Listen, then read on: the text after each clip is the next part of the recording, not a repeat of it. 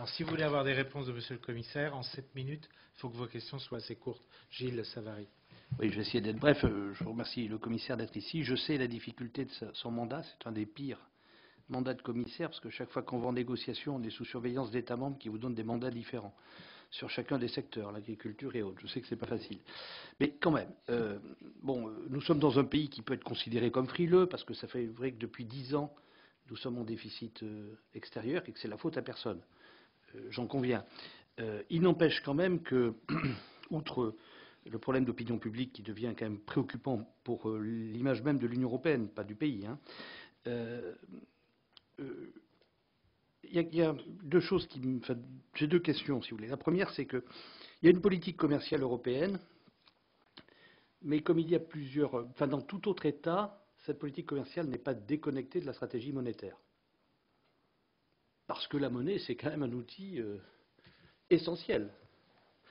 Et donc, je vous pose une question abrupte dont je pense avoir la réponse, mais j'aimerais que vous la précisiez. C'est est-ce qu'à un moment donné, quand on est face aux Chinois, on évoque ce type de questions?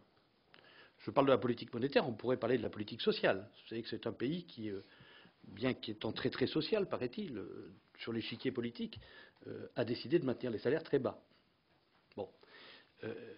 C'est quand même pas des arguments qui sont totalement neutres. On ne peut pas dire que le marché est libre et non faussé quand on est en face de gens qui ont des réserves de change colossales, pratiquent une politique de sous-évaluation systématique de leur monnaie pour envahir le monde avec leurs produits. Donc est-ce qu'il y a un début de commencement de prise de conscience qu'il faut au moins mettre ça sur la table? Est-ce que c'est mis sur la table ou est-ce qu'on fait semblant que tout ça n'existe pas et on traite uniquement la politique commerciale dans le marché des biens? Ça, c'est la première chose. La deuxième chose, c'est qu'on dit qu'il faut être compétitif. Pour être compétitif, il faut avoir une industrie puissante.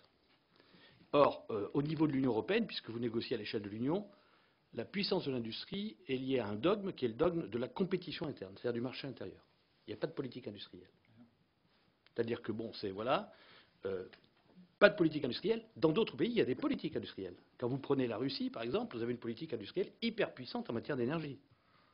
Hyper puissante. Quand vous prenez les États-Unis, c'est un exemple européen, j'en conviens, mais justement, c'est parce que c'est un exemple qui montre que le reste ne fonctionne pas. Les États-Unis, ils ont fait leur aéronautique sur le dualisme.